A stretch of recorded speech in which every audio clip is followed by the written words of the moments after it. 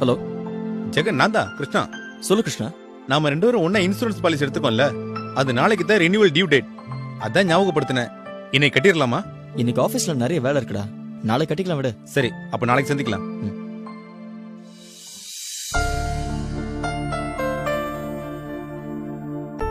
என்னம்மா, நல்லா இருக்கியா? நல்லா இருக்கேன். என்ன கிருஷ்ணா, காலங்காத்துல வந்திருக்க? அதேனடா, மறந்துட்டியா?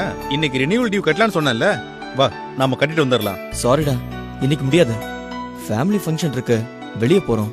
ஒண்ணு பண்றா, இன்னைக்கு நீ கட்டிடு, நான் நாளைக்கு கட்டிடுறேன். அதுல ஜெகன், டியூ டேட்டுக்குள்ள கட்டினாதான் நல்லது.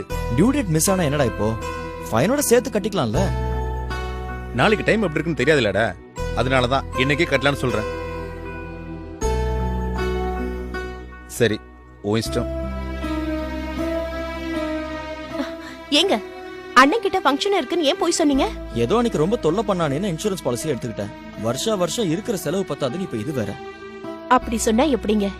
இன்சூரன்ஸ் பிரீமியம் கட்டுறது செலவு எப்படி ஆகும்? ரேவதி, நீ சொல்ல ஆரம்பிச்சிட்டியா? சரி விடு, அடுத்த வாரம் கட்டிடுறேன்.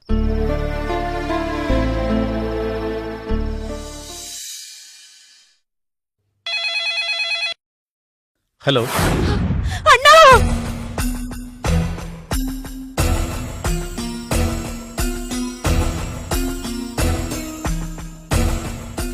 அப்படியா?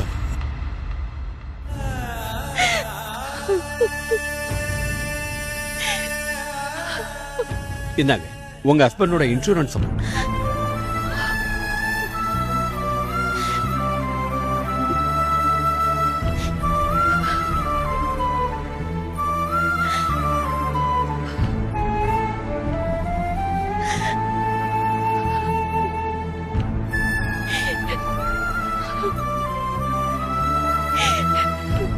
உங்களுக்கு நான் ரொம்ப நன்றி கடன் பட்டிருக்கேன்னு.